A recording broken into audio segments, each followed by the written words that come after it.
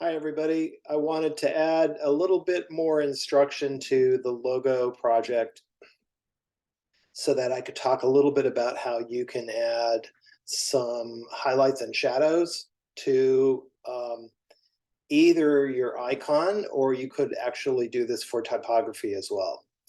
And so I'm recording this and I'm going to upload it for you to La Lima. Let me share my screen.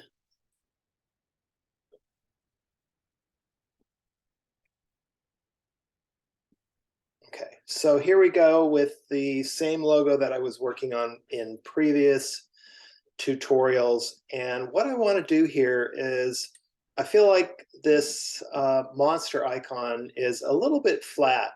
I want to give it a little bit more depth. And a great way to do that would be to add some darker, deeper, or lighter shadowing along the bottom of the body or across the top. And so let me demonstrate how you can do that. First of all, you can see here I am now working in Affinity Designer 2. I have upgraded as well. And I'm going to take the body, and I don't want to work necessarily on the body directly. I want to duplicate this shape and then move over to the side and work over here in a blank space on the canvas. So I'm going to go ahead and copy and paste, and you'll notice that it doesn't look like anything happened there, but actually if I just take this shape and pull it off of the monster itself, you'll notice that it has pasted it. It's just that it pastes it right on top of the other shape. So that's where can be a little bit confusing.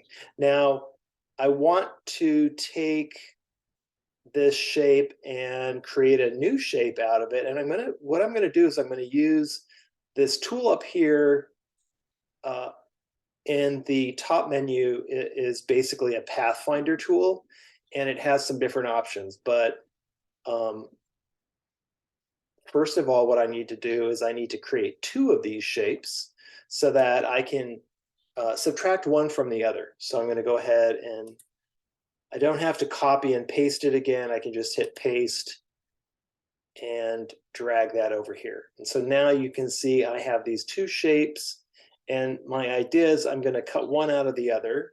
And here's where you can kind of do something cool with the upgrade, and that is you can switch to wireframe mode up here at the top of the screen. And you can now see a little bit easier how I'm going to take this shape that's on the top and I'm going to subtract it from the one on the bottom, so I get this area across the bottom that I'm then going to give it a darker color. So I'm going to grab both of these here, marqueed across both of these, and I'm going to subtract up here in my Pathfinder. And now you see I have this shape, and I'm going to put it back in here, making sure that I lay it right over the area that I want to create that depth. And before I deselect this, I'm going to come over here to the color menu, and I'm going to double click on it. I'm going to just make sure that I'm selecting a deeper color. And you can move this panel over here to the left so you can take a look at it. So it looks like I've got a little bit of a darker color there. I don't want to go too dark. I kind of want to do tone on tone, right? Because I'm trying to just create the illusion of contour and depth. And that looks good. But you'll notice now that my feet sort of stick out from the middle of the body. So what you might need to do here is grab these two feet.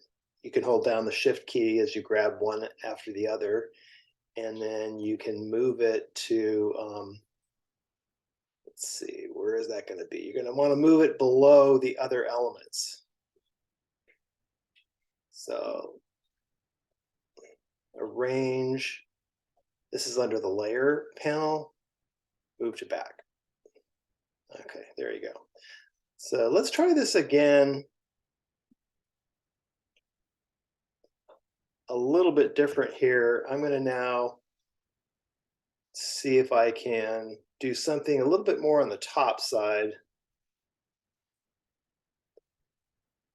I'm going to make this a little bit bigger because I'm actually just looking for a little bit of color across the top. You know what? Actually, I'm not going to do that here. I'm going to do that instead on one of the arms, or actually maybe one of the feet.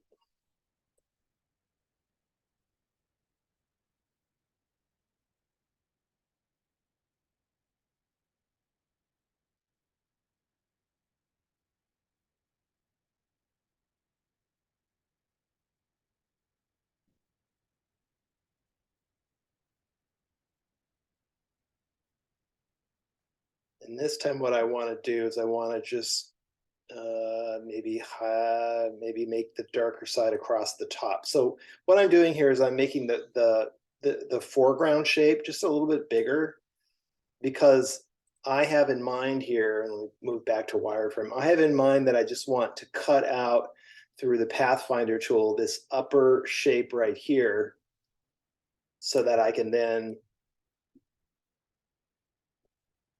use that shape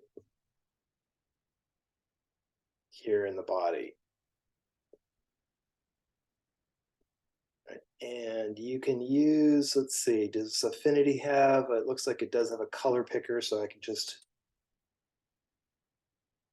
I can use the color picker over here, the color picker tool, and choose a color that already exists.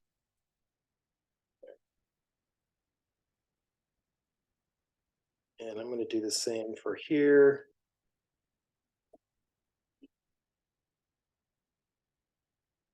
And maybe this time I'm just going to do it on,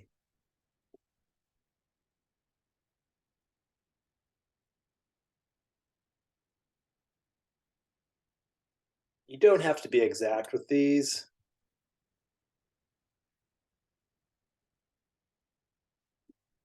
And I'm going to make that color picker again. And so that gives me a little bit more depth. So that's pretty much it. And you could do the same here with your typography. In an earlier tutorial, I spoke a little bit about making custom typography. That would be a great place where you could actually add that in across all of these.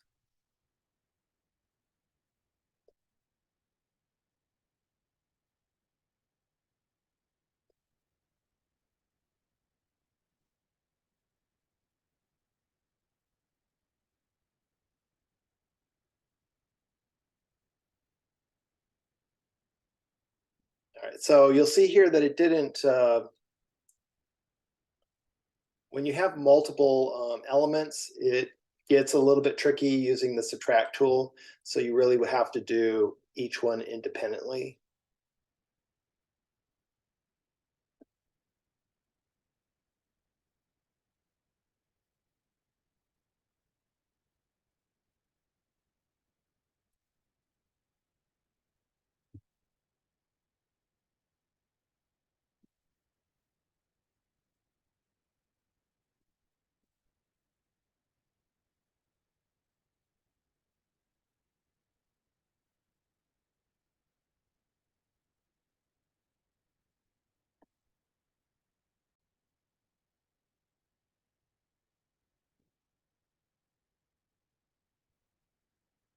And I'm back here. Sorry, I took a little pause because I wanted to complete this process. It was a little bit time consuming.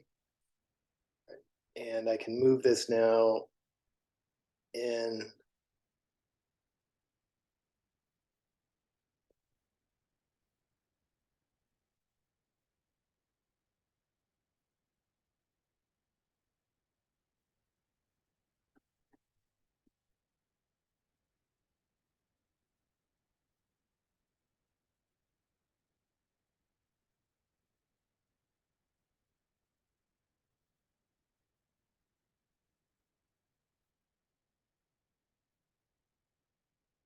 There we go. So see how that gives a little bit more of a sort of a little bit more depth to your design. And actually, I'm liking that darker color that I just switched to. So I'm going to go ahead and grab these previous objects, see if I can make them a little bit darker as well.